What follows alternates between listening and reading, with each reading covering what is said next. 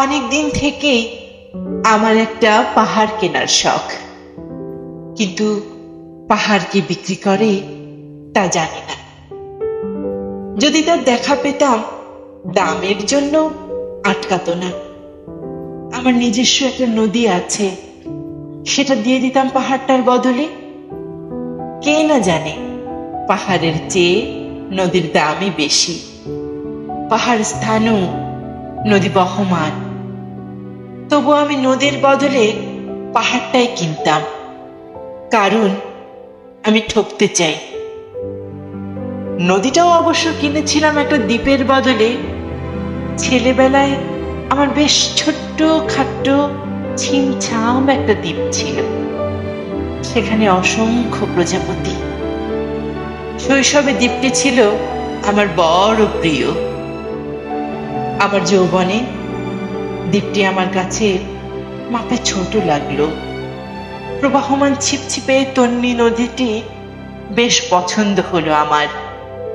বন্ধুরা বলল, ওইটুকু একটা দ্বীপের বিনিময়ে এত বড় একটা নদী পেয়েছিস, খুব জিতেছিস মাইরি।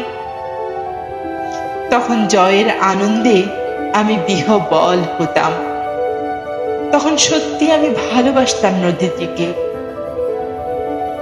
নদী আমার অনেক প্রশ্নের উত্তর দিত, যেমন, বলতো আজ সন্ধ্যেবেলা বৃষ্টি হবে কিনা।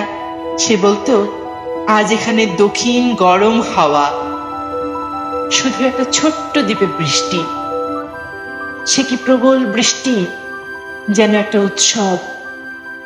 আমি সেই দ্বীপে আর যেতে পারি না। সে জানতো, সবাই জানে, শৈশবে আর ফেরা যায় না। এখন আমি একটা পাহাড় কিনতে চাই। সেই পাহাড়ের পায়ের কাছে থাকবে গহন অরণ্য। আমি সেই অরণ্য পার হয়ে যাব, তারপর শুধু রুক্ষ কঠিন পাহাড়, একেবারে চূড়ায়, মাথায় খুব কাছে আকাশ, নিচে বিপুলা পৃথিবী, চরাচরে তীব্র নির্জনতা। আমার কণ্ঠস্বর সেখানে কেউ শুনতে পাবে না। আমি ঈশ্বর মানি না, তিনি আমার মাথার কাছে ঝুঁকে দাঁড়াবেন না। আমি শুধু 10 দিককে উদ্দেশ্য করে বলবো, প্রত্যেক মানুষই অহংকারী। এখানে আমি একা, এখানে আমার কোনো অহংকার নেই। এখানে জয়ী হবার বদলে ক্ষমা চাইতে ভালো লাগে। হে 10 দিক, আমি কোনো দোষ করিনি, আমাকে ক্ষমা করো।